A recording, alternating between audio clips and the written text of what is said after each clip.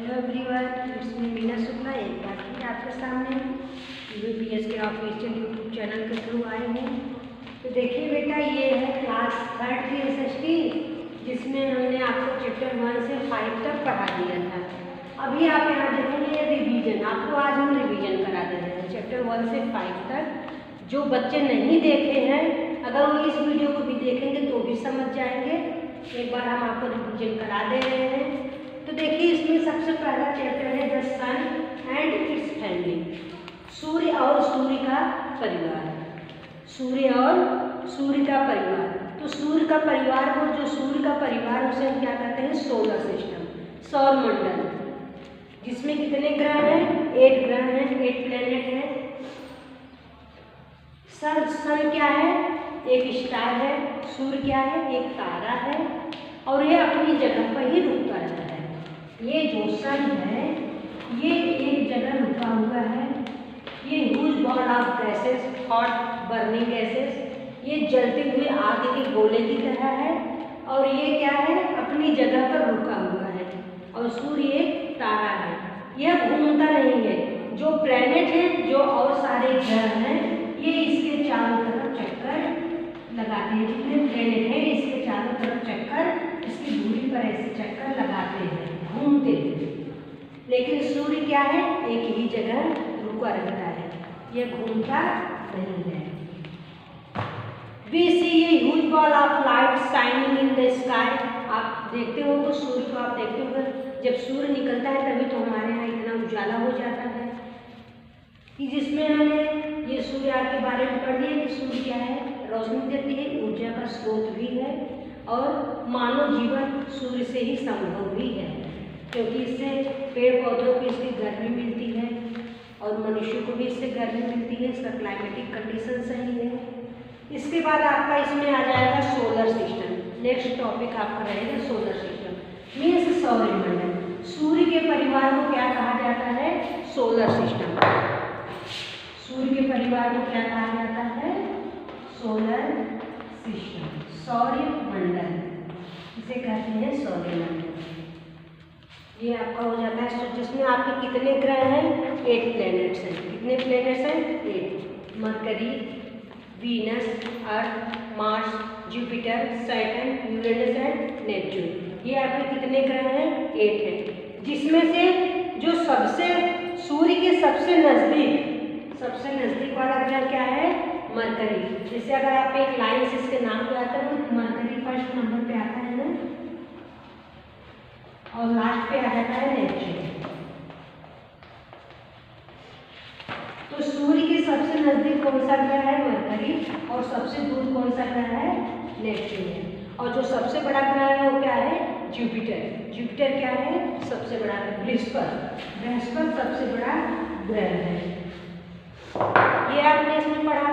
फिर आप प्लैनेट्स के बारे में इसमें पढ़ेंगे कि कितने प्लैनेट्स हैं? 8 हैं। मरकरी सबसे नजदीक है, और नेपच्यून सबसे दूर है। जुपिटर सबसे बड़ा ग्रह है, इसे आपने पढ़ा था। और हमारे पृथ्वी को ब्लू प्लैनेट भी कहा जाता है। ऐसा क्यों कहा जाता है? क्यों हमारे पृथ्वी को ब्लू प्लैनेट कहा जाता है, नीला ग्रह? बिकॉज यहाँ पर क्या होता है? पानी की अधिकता की वजह से, एक्सपेंसेस ऑफ वाटर, पानी की अधिकता की वजह से ये ग्रह, जब हम पृथ्वी को देखेंगे तो ये हमको नीला दिखाई देगा। जैसे कि जब सपोज मानिए आपने ग्लोब देखा, जब आप ग्लोब देखते हो तो ग्लोब क्या है? आपको ज़्यादातर उसमें कौन सा भाग दिखाई देता है? नीला भाग, ब्लू भाग, सबसे ज़्यादा आपको ब्लू कलर दिखाई देता है। ऐसा किस लिए? क्योंकि ये जो हमारी पृथ्वी है, इसका 3rd पार्ट क्या है? पूरी तरह से वाटर से भरा हुआ है। इसका जो ये पार्ट बचता है यही है लैंड। इसके अलावा सब पानी है, इसलिए हमको क्या है? पृथ्वी हमेशा नीली दिखाई देती है। इसको नीला ग्रह भी कहा जाता है। और हमारी पृथ्वी को अन्य प्लैनेट भी कहा जाता है। हमारी पृथ्वी को अन्य प्लैनेट क्यों कहा जाता है? क्योंकि यहाँ पर ही मानव जीवन संभव है, और किसी भी ग्रह पर अभी तक मानव जीवन संभव नहीं है। उसके बाद आप लोग सेटेलाइट मीन्स क्या होता है? उपग्रह।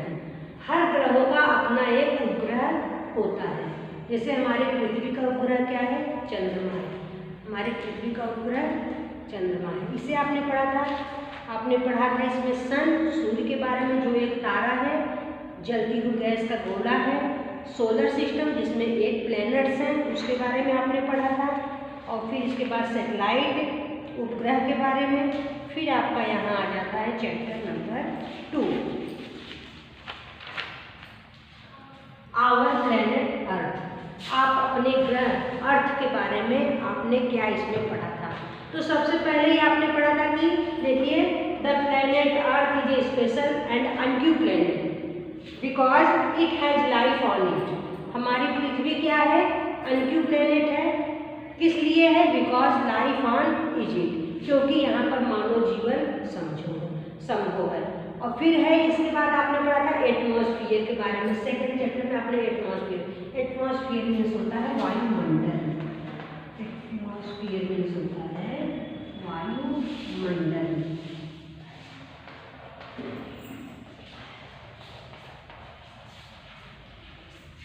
ये होता है वायुमंडल।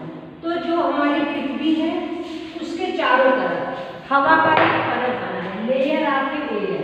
ये एक परत बनी हुई है, ये हवा की एक परत है, लेयर ऑफ एयर, हवा की एक परत बनी हुई है, जिसे ही हम क्या कहते हैं? एटमॉस्फेयर कहते हैं। हमको जीवित रहने के लिए हवा की जरूरत है। हवा मीन्स हमको ऑक्सीजन, जो ऑक्सीजन हमको मिलता है हवा के द्वारा ही हमको, हम हवा के द्वारा सांस लेते हैं और ऑक्सीजन हमको मिलता है। जो पेड़ पौधे हैं, प्लांट्स से, वे क्या करते हैं? ऑक्सीजन छोड़ते हैं और कार्बन डाइऑक्साइड को लेते हैं। और हम लोग क्या है? ऑक्सीजन को लेते हैं और कार्बन डाइऑक्साइड को छोड़ते हैं। तो जो हमारी जहरीली गैसें हमारे द्वारा निकलती है श्वसन के द्वारा, वह क्या करते हैं? पेड़ पौधों से एब्जॉर्ब कर लेते हैं और हमको ऑक्सीजन देते हैं। इसे आपने पढ़ा था कि ये जो लेयर है, हमारा जो वायुमंडल है, हमारी जो पृथ्वी, इसके चारों तरफ एक लेयर बनी हुई है, जिसे हम कहते हैं ये layer of air is called atmosphere. हवा की एक परत जो पृथ्वी के चारों तरफ है, उसे हम क्या कहते हैं? एटमॉस्फेयर। आपने इसके बारे में पढ़ा था। फिर इसमें पढ़ा था आपने shape of the earth. Next क्या था? शेप ऑफ द अर्थ, पृथ्वी का आकार।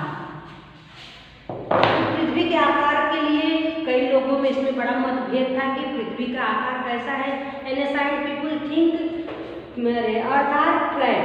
वे क्या सोचते थे? एक फ्लैट है, एक खंड के रूप में है, इसलिए वह रातों को या बहुत ज़्यादा दूर नहीं जाते थे। क्यों नहीं जाते थे? क्योंकि यह सोचते थे कि पता नहीं कब पृथ्वी का अंतिम छोर आए और मैं नीचे धरातल में चला जाऊँ, इसलिए वे रातों को निकलते, जो प्राचीन समय के लोग थे। तो इस पर ऐसे काफ़ी मतभेद हुआ। बाद में एक सेलर नाविक थे, फर्डिनेंड मैगेलियन जो थे, वह एक नाविक थे। इन्होंने अपनी यात्रा की, जहाँ समुद्री यात्रा शुरुआत की। और जब इन्होंने अपनी समुद्री यात्रा शुरुआत की, ये स्पेन, जहाँ से स्पेन, जिस देश से इन्होंने अपनी यात्रा शुरू की, जो है स्पेन, इन्होंने स्पेन से अपनी यात्रा शुरुआत की। और ये जब फिर ऐसे चलते चलते ये 3 साल तक इन्होंने अपनी यात्रा को जारी रखा।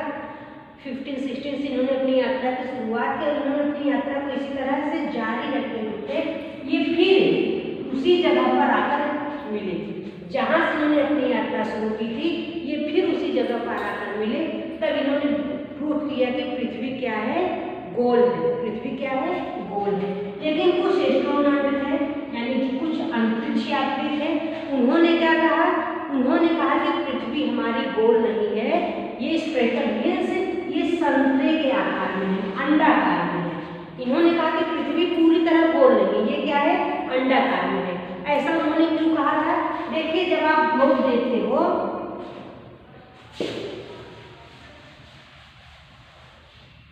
पृथ्वी को गोल ही फिर भी लोग कहते हैं, लेकिन जब आप ग्लोब देखते हो तो ये जो ग्लोब है ना,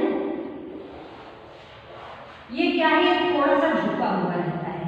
तो हमारी पृथ्वी क्या है? थोड़ी सी झुकी हुई है, टिल्टेड थोड़ा सा। इसी झुकने की वजह से जो इसका क्लाइमेटिक कंडीशन, जो जलवायु, जो सीजन चेंज होते हैं, इसी झुकने की वजह से ही होता है। तो हमारी पृथ्वी जो थोड़ी सी झुकी है, तो जब एस्ट्रोनॉट लिए, इन्होंने इस ऊपर से स्काई से जाकर देखा कि अंतरिक्ष से जाकर इस पर जब देखा तो ये क्या हुई? झुकी हुई दिखाई दी। इनको किस आकार में दिखाई दी? अंडाकार में, क्योंकि थोड़ी सी झुकी हुई थी। और इन्होंने जो फर्डिनेंड मैगेलियन ने अपनी समुद्री यात्रा की थी, तो ये जहाँ से शुरुआत की वहीं पर तो इन्होंने इसको राउंड शेप दिया था। इन्होंने इसको प्रूफ किस बात पे किया था, ये एक सेलर थे, लेकिन जो एस्ट्रोनॉट थे उन्होंने कहा कि पृथ्वी हमारी क्या है, अंडाकार में है। तो इसमें मतभेद है आज भी पृथ्वी को, लेकिन अगर आपसे पूछा जाता आप राउंड ही बताते हो।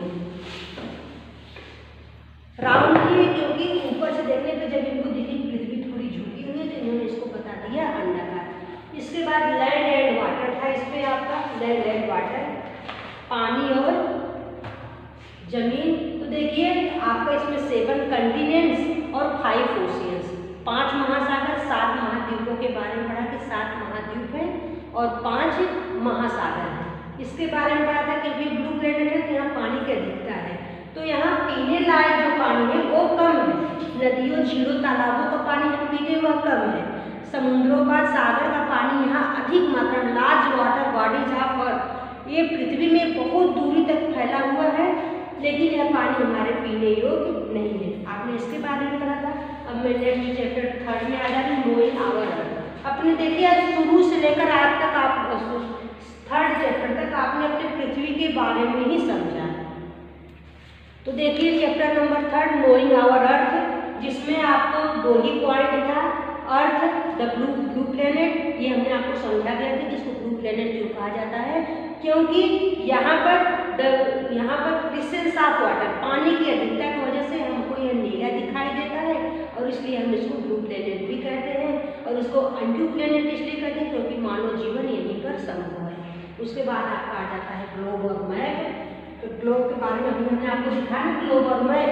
ग्लोब क्या होता है, ये मॉडल ऑफ द अर्थ, पृथ्वी का नमूना। आपको पूरी पृथ्वी तो एक साथ देख नहीं सकते, इसलिए ग्लोब बना है जिससे आपको पृथ्वी के बारे में, अपने पूरे वर्ल्ड के बारे में जानकारी होती है। और उसके बाद है मैप। मैप क्या होता है, ये छोटा होता है, कागज को बना हुआ रहता है, इसको आप फोल्ड करके कहीं भी ले आ जा सकते हो, लेकिन ग्लोब को आपको कहीं ले आ जाने में परेशानी होगी। इसके बारे में आपने पढ़ा था, इसमें आपको ये भी बताया गया था कि जो कलर बने रहते हैं, ब्लू कलर, येलो कलर, ये सब क्या शो करता है, इसके बारे में आपने पढ़ लिया था। फिर आपका आ जाता है और मैप की बुक, जिसमें एक कलेक्शन ऑफ मैप की बुक होती है। हर कंट्री, हर देश, हर शहर के बारे में अलग अलग जो मैप बनता है उसका जो कलेक्शन किया जाता है उसे हम कहते हैं एटलस। फिर आपका आ जाता है chapter number 4 the air around us.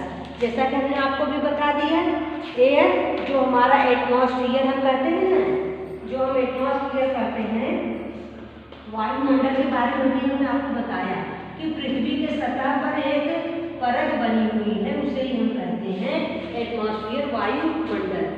तो द एयर अराउंड अस, जो हवा हमारे चारों तरफ रहता है। इसमें आपने पढ़ा था why do we need air, हमको हवा की जरूरत क्यों होती है, तो हमको सांस लेने के लिए हवा की जरूरत होती है, शुद्ध हवा की जरूरत होती है, हवा के ही द्वारा हम श्वास ले पाते हैं, हमको ऑक्सीजन मिलता है जो हमारे जीवन के लिए हमको जरूरी है। फिर एयर पॉल्यूशन के बारे में आपने पढ़ा, हवा गंदी कैसे होती जा रही है, जगह जगह जो इंडस्ट्रियल्स बन रहे हैं या जो फटाखे जलाए जा रहे हैं या जो भी हम केमिकल्स जलाते हैं, पॉलीथीन्स वगैरह सब जलाते हैं, इसके धुएं से हमारा एयर क्या हो रहा है, गंदा होता जा रहा है। व्हाट मेक एयर डर्टी, हवा को गंदा क्या बनाता है, इंडोर एयर पोल्यूशन, हमारे जो अंदर घर के अंदर जो गंदगियाँ हैं, जैसे जो हम कचरे वगैरह हैं उसको बाहर डालते हैं या जो चूल्हे जलाते हैं उसका जो धुआं निकलता है, सब क्या करता है, हमारे हवा को दूषित करता है। बर्निंग ऑफ फ्यूल, जो ईंधन जलाए यानी जो गाड़ियाँ वगैरह चलती है उससे जो ईंधन निकलता है, जो धुआं निकलता है, ये हमारे हवा को पॉल्यूट करता है। फिर 3rd है फैक्ट्री एंड इंडस्ट्रीज, जो बड़े बड़े कारखाने हैं, ये सब से जो धुएं निकलते हैं ये क्या करते हैं, हवा में जाके घुलते हैं इसके कण और हमारे हवा को दूषित कर देते हैं। बर्निंग ऑफ मटेरियल, जो जगह जगह देखें कहीं कचरे इकट्ठे, उसमें पॉलीथीन्स हैं या क्लॉथ्स रहते हैं या कुछ कपड़े गंदे रहते हैं या फिर आपके पॉलीथीन वगैरह जो आप खाते हैं, कुरकुरे वगैरह, ये सब के पैकेट्स रहते हैं और पत्ते रहते हैं, ये सब क्या होते हैं, आप जब इसको जलाते हैं तो इसमें जो केमिकल होते हैं ये हवा के द्वारा पूरे हवा में फैलते हैं और हमारे हवा को गंदा कर देते हैं। कीपिंग एयर क्लीन, हवा को हम कैसे शुद्ध रख सकते हैं, हम हवा को शुद्ध रख सकते हैं planting more and more tree, इसका सबसे सही साधन है हम planting more and more tree, ज़्यादा से ज़्यादा पेड़ पौधों को लगाएं, जिससे जो भी वो गैस हानिकारक चीज़ें हैं वो अपने अंदर एब्जॉर्ब करके हमको शुद्ध हवा देता है। इसके अलावा जो हम दीपावली वगैरह में पटाखे सब छुड़ाते हैं, इससे हमें बचना चाहिए। और पॉलीथीन का यूज की जगह हमको कपड़े की थैली, कागज़ की थैली का यूज करना चाहिए, जिससे हमारा पॉल्यूशन फ्री रहेगा, हमारा एयर क्या रहेगा, पॉल्यूशन फ्री रहेगा। और अगर आपको कहीं ज़्यादा दूर नहीं जाना है तो आप पैदल ही जाइए, साइकिल का यूज करिए, ज़्यादा से ज़्यादा व्हीकल्स का यूज कम करिए, क्योंकि इससे क्या होगा, थोड़ा धुआं कम होगा तो हमारा जो एयर है वह साफ रहेगा। फिर आपका आ जाता है chapter number 5, water we drink, पानी जो हम पीते हैं। तो पानी की ज़रूरत हमें क्यों होती है, इसमें है uses of water, drinking, bathing, cleaning, planting tree, irrigation, सिंचाई के लिए, पौधों की सिंचाई के लिए, पेड़ खेतों की सिंचाई के लिए, अपने रोज़मर्रा के अपने डेली रूटीन के लिए आपको पानी पीना है, भोजन बनाना है, घर को साफ करना है, कपड़ों को धुलना है, तमाम यूज ऑफ वाटर है। पानी के काफ़ी उपयोग आप लोग करते हो। Water in village and cities, इसमें आपने दूसरा पैरा पढ़ा था, water in village and city, गांव और शहरों में हम पानी कैसे प्राप्त करते हैं। तो देखिए बेटा, गांव में जो होता है हैंडपम्प, वेल, कुओं के द्वारा, तालाबों के द्वारा और नल के द्वारा हमको पानी मिलता है। शहरों में क्या होता है, जगह जगह हैंडपम्प नहीं होता तो वहाँ वाटर सप्लाई होता है, टैंकरों के द्वारा वाटर सप्लाई होता है और सप्लाई के द्वारा आप लोगों को पानी मिलता है शहरों में। इसके बाद है फॉर्म ऑफ वाटर, पानी के रूप। आपने पानी का रूप पढ़ा था, पानी का ठोस रूप पढ़ा आपने, जो होता है आइस, ये इसका ठोस रूप है। इसका कैसा है, कड़ा रूप है, ये ठोस है। फिर होता है वाटर, ये इसका लिक्विड रूप है। ये क्या है, इसका हार्ड रूप है यानी कठोर रूप है। आइस जो बर्फ होती है वो कड़ी होती है, लेकिन इसका जो लिक्विड रूप है, जो तरल चीज़ है, वह क्या है, पानी। ये पानी के रूप में जो निकलता है, एक पानी का रूप होता है कठोर, एक होता है तरल और एक होता है भाप, वेपर्स। यानी आप देखेंगे कि कहीं कहीं पानी की जो छोटी छोटी बूंदें, पानी जब हीट होता है तो इसमें क्या होता है, वेपर्स यानी भाप से निकलता है, भाप निकलता है। यही पानी का बूंद, यानी एक इसका है कठोर रूप, एक इसका तरल है, एक इसका बूंद, 3 रूप आपने इसमें पढ़ा था। उसके बाद आपने इसमें क्या पढ़ा था, सोर्सेज ऑफ वाटर, पानी के मुख्य स्रोत। तो rain is the main source of water, पानी का जो मुख्य स्रोत है वह है वर्षा। Rain is the main source of water. अगर वर्षा नहीं होगी तो नदियाँ, झीलों, तालाबों का पानी एक समय के अंतराल के बाद सूख जाएगा, लेकिन वर्षा के ही पानी से यह क्या है, लगातार बना हुआ है। तो जो सबसे मुख्य स्रोत है पानी का वह है वर्षा। उसके बाद नदियाँ हैं, झीलें हैं, तालाब हैं, ओशियंस हैं, सागर, महासागर, ये सब क्या है, पानी के मुख्य स्रोत हैं। फिर है वाटर साइकिल। अब वाटर साइकिल में जल चक्र, तो हमने आपको बताया ना कि ये बादल से पानी नीचे आता है, ये हीट होता है समुद्रों या उसमें आकर, पहले यहाँ से सूर्य की रोशनी से ये हीट होता है, सनरेज, सूर्य की किरणों से ये गर्म हुआ, और यहाँ जो सूर्य की किरणें धरती पे पड़ती है तो ये अंदर से भी हीट होता है। और जब ये पानी जो ये रिवर से, जो समुद्र या जो नदियाँ, ये क्या होता है, ये भी गर्म होता है। और जब गर्म होता है तो इसमें बाष्प के छोटे छोटे कण जाकर यहाँ ऊपर आकर बादलों से मिल जाते हैं, और जब यही बाष्प क्या होते हैं, बादल बनाते हैं, और बादल बनाकर यही फिर वर्षा के रूप में, रेन के रूप में ये फिर क्या हो जाते हैं, नीचे आकर फिर आ जाते हैं। ये यही होता है जल चक्र। यहाँ से चलता है, ऊपर जाता है, फिर यहीं से फिर यहीं आकर मिलता है, और फिर यहीं ऊपर जाता है, फिर यही इसका होता है जल चक्र। इसे ही कहते हैं वाटर साइकिल। फिर वाटर शॉर्टेज, पानी की कमी होती जा रही है। ऐसा क्यों है, क्योंकि जो है, जो हमारा 75% पूरा हमारे अर्थ पे वाटर है, ये जो 75% है, जिसमें से 3% वाटर है जो हमारे पीने योग्य रहता है। सिर्फ इतना ही पानी हमारे पीने योग्य, बाकी जो पानी बच रहा है वह क्या है, सैल्टी वाटर है। ये बाकी सारे पानी खारा है, समुद्रों और सागरों का पानी है। नदियाँ, झीलें, तालाबों का पानी सिर्फ 3% है जो हमारे पीने योग्य है। बाकी वाटर जो है वो सागरों और समुद्रों का है, वह क्या है, सैल्टी है। ये हमारे पीने योग्य नहीं हो सकता है। तो पानी का शॉर्टेज होता जा रहा है, क्यों? क्योंकि हम अधिक से अधिक पेड़ को काट रहे हैं, और पेड़ों को काटने की वजह से जो पानी का लेवल है वो धीरे धीरे नीचे होता जा रहा है। और पानी का लेवल जब धीरे धीरे नीचे होगा तो एक समय आएगा कि हमको पानी की कमी होती जाएगी। इसलिए आपको पानी को बचाना चाहिए। स्टोरेज ऑफ वाटर, आप पानी को बचा कैसे सकते हैं? आपको पानी को स्टोर भी करना चाहिए। जैसे वर्षा का पानी है, बारिश का पानी आता है, तो किसी बड़े टब या वगैरह में आप उस पानी को रखो, स्टोर करिए, रोकिए, उस पानी को रखिए। उससे आप पी नहीं सकते तो कपड़े धुल सकते हैं, आपके किसी साफ सफाई के काम में पानी आ सकता है। अगर आपको पानी को बचाना है तो आप ऐसे बचा सकते हो। या फिर देखिए, यहाँ गाँव में तालाबों का निर्माण हुआ है, किस लिए हुआ है? कि पानी की बचत हो। तालाबों में जब पानी रुकेगा तो उससे सिंचाई का साधन हमको प्राप्त हो जाएगा, हम सिंचाई कर लेंगे। जिनके यहाँ पानी की व्यवस्था नहीं अच्छी है तो तालाबों के द्वारा क्या करेंगे, अपने खेतों की सिंचाई करेंगे, तो वर्षा का पानी का उपयोग भी हो जाएगा। और आप पानी उतना ही यूज करिए जितना आपके काम में, अनावश्यक पानी को गिराने से बचिए।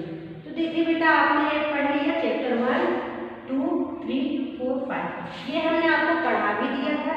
जो बच्चे नहीं देख पा रहे हैं और अगर इसको भी देखेंगे फिर भी वो समझ लेंगे। इसके बाद आपका आ जाता है चैप्टर 6, आवर कंट्री, जो कि हम आपको आपके नेक्स्ट वीडियो में बताएंगे। तब तक बेटा आप लोग, अभी हमने आपको चैप्टर 5 का एक्सरसाइज नहीं कराया है, तो ये हम आपके पास सेंड कर देंगे, आप लोग उसे अच्छे से करिए। और ये हम करना है, आप लोग बुक जरूर खरीदिए बेटा, बुक रहेगी तभी आप पढ़ पाएंगे। तो आप लोग बुक लीजिए और घर पे अच्छे से पढ़िए। जल्दी आपका स्कूल भी हो सकता है खुल जाए, तो तब तक आप लोग सुरक्षित और अच्छे से रहिए। Okay student, bye.